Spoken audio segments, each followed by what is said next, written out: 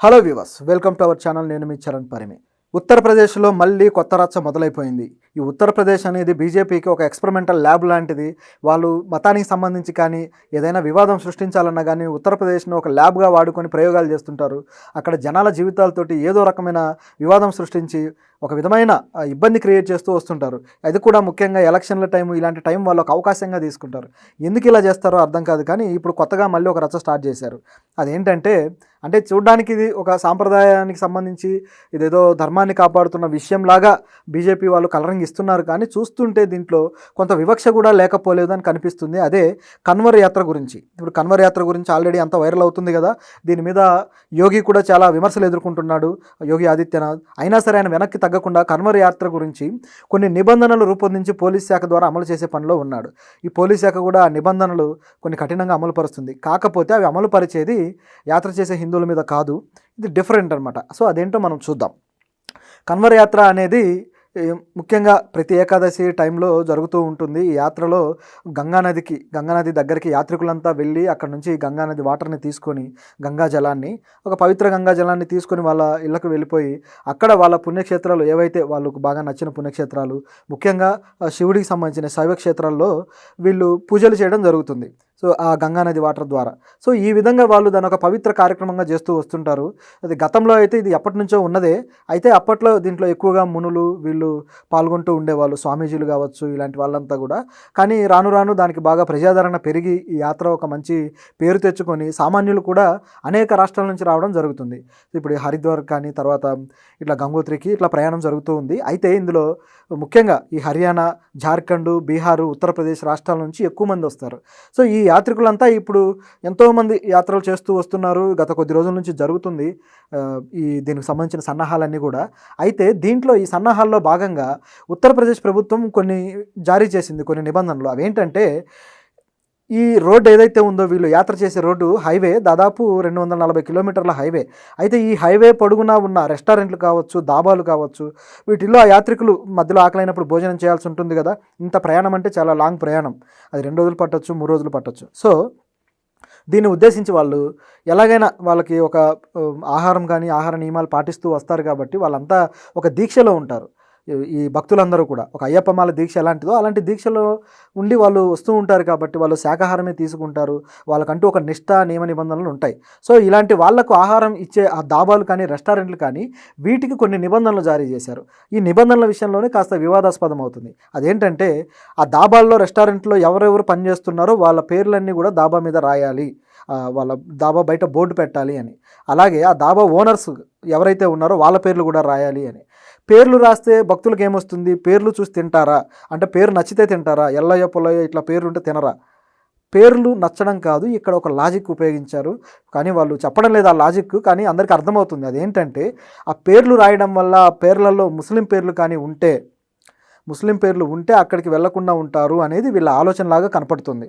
Already ఒక restaurant, ఒక దాబాలో అయితే ఆ దాబా ఓనర్ ఒక హిందూ, ఒక ముస్లిం ఇద్దరు కలిసి పెట్టారు, ఫ్రెండ్స్. అయితే అందులో ఒకే ఒక ముస్లిం పనిచేస్తూ ఉన్నాడు. అతని పేరు అమీర్ అనుకుంటా, సంథింగ్. అయితే అతన్ని ఎప్పుడైతే ఈ నిబంధన వచ్చిందో అతన్ని దాబా ఓనర్ తొలగించాడు పని నుంచి. ఎందుకంటే ముస్లిం సర్వ్ చేయడం, ఇదంతా చేయడం భక్తులకు ఇబ్బందికరంగా ఉంటుంది అనేది అక్కడ ఒక లాజిక్. సో ఎందుకు ఇట్లా జరిగింది అంటే పోలీసులు కావాలని దీన్ని ఇలా తీసుకొచ్చారు అని చెప్పేసి అంటున్నారు.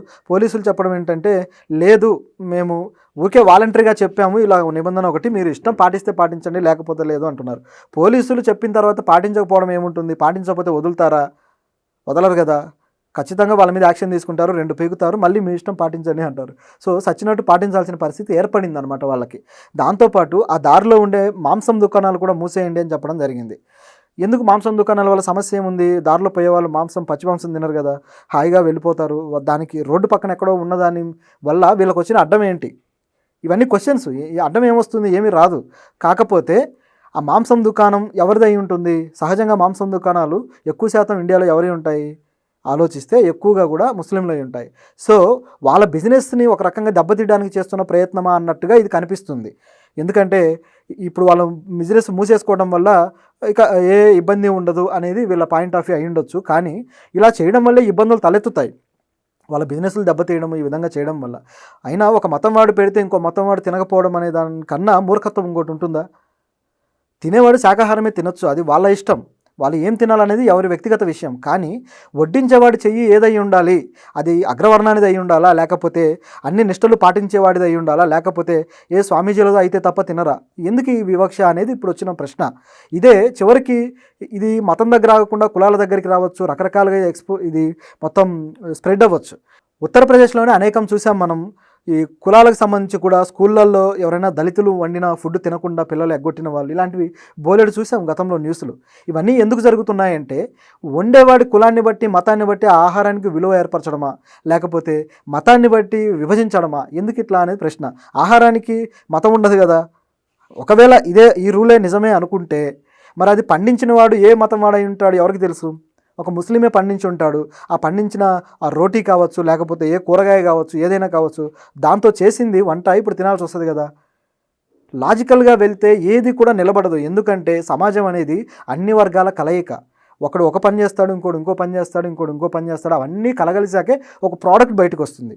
ప్రోడక్ట్ విషయంలో మీకు అభ్యంతరం ఉంది, కానీ అది గ్రౌండ్ లెవెల్లో పనిచేసి తెచ్చిన వాడి విషయంలో అభ్యంతరం లేదా? అంటే ఇంత దూరం ఆలోచించలేదు. జస్ట్ ఇక్కడ వీళ్ళకి ఒక ఆంక్షలు పెట్టేసి ఒక చిన్న ఇబ్బంది క్రియేట్ చేస్తే చాలు అన్నట్టుగా కనిపిస్తుంది. యోగి మీద అనేక విమర్శలు వచ్చాయి, కానీ యోగి వెనక్కి తగ్గలేదు. ఇది ఆశ్చర్యంగా ఉంది. అసలు యోగి ఎందుకు వెనక్కి తగ్గట్లేదు అనేది ఒక క్వశ్చన్. ఎందుకంటే ఆల్రెడీ విమర్శలు ఎదుర్కొంటున్నాడు. ఆయన ఉప ముఖ్యమంత్రి నుంచి కూడా విమర్శలు ఎదుర్కొన్నాడు. ఆల్రెడీ సీట్లు తగ్గి ఇబ్బందుల్లో ఉన్నారు, అయినా సరే వెనక్కి తగ్గట్లేదు. అయితే ఈ విషయం మీద ప్రతిపక్షాలు కూడా అనేక మంది దుమ్మెత్తి పోశారు, అనేక లీడర్స్ కూడా మాట్లాడారు. ముఖ్యంగా ఓవైసీ అయితే ఇది హిట్లర్ రూల్ లాగా ఉంది అని చెప్పేసి ఆయన అనడం జరిగింది. అయితే హిట్లర్ రూల్ అనేది గతంలో బాగా ఫేమస్ అయిన రూల్ అనమాట. ఆ హిట్లర్ టైంలో బాగా అది కూడా వివాదాస్పదమయ్యి అతని మీద యూదులకి ఎంత కక్ష ఉందో చూపించే ఉదంతం అది. అదేంటంటే హిట్లర్ అప్పట్లో ఇక యూదుల మీద ఆయనకి ఎంతో కక్ష కార్పణ్యాలు ఉంటాయి, వాళ్ళ మీద ఈ చాలా హింస కూడా చేసిన చరిత్ర ఆయనకు ఉంది కదా. సో ఆయన జర్మనీలో ఉన్న యూదులని కూడా అందరినీ, వాళ్ళ షాపులు కానీ ఇవన్నీ కూడా వాటి ముందు ఎవరిది ఈ షాపు యూదులదైతే వాళ్ళ పేర్లు రాసి పెట్టండి అని చెప్పేసి ఆయన ఒక ఆంక్షలు జారీ చేశాడు. సో అది యూదుల షాపు అని తెలియగానే నేటివ్ జర్మన్స్ ఎవరైతే ఉన్నారో సో ఆ షాప్లోకి వెళ్లకుండా ఉంటారు అనేది ఆయన లాజిక్. ఎందుకు ఇది అంటే వివక్ష.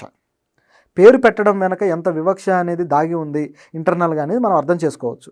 పైకి చెప్పొచ్చు ఊరికే పేరే కదా పెట్టచ్చు కదా అని చెప్పి. సో పేరు కాదు అక్కడ మ్యాటర్, వాడు దేనికి సంబంధించిన వాడు అనేది ఇక్కడ మ్యాటర్. సో ఆ విధంగా ఇది హిట్లర్ది ఒక అడ్రస్ చేసి అందరూ మాట్లాడుతూ ఉన్నారు నాయకులు కూడా. అలాగే ఇది కొంతమంది నాయకులు చెప్పడం ఏంటంటే దీని వివాదం ఏ స్థాయిలో అనిపిస్తుంది అంటే ఇది ఈ లైవ్లీహుడ్ ఆర్టికల్ ఏదైతే ఉందో ఈ ఆర్టికల్ 19 సో దీన్ని కూడా వైలేట్ చేస్తుంది, సో ఇది తప్పు అని చెప్పేసి లీడర్స్ అంతా మాట్లాడుతూ ఉన్నారు. అది నిజానికి వాస్తవమే. నిజంగా ఇలాంటి రూల్స్ రావడం అనేది దేశానికి మరింత ప్రమాదకరం. అక్కడ అమలైంది మొత్తం రాష్ట్రం అంతా అమలు అవ్వదని గ్యారంటీ ఏముంది? సో ప్రతి పండగకి పబ్బానికి దీన్ని తీసుకురారన్న గ్యారంటీ ఏముంది? ఆ తర్వాత దీన్ని పర్మనెంట్గా చేయరన్న గ్యారంటీ ఏముంది? సో ఇది మొత్తం దేశంలో అమలు పరచాలన్న పట్టరని గ్యారంటీ ఏముంది?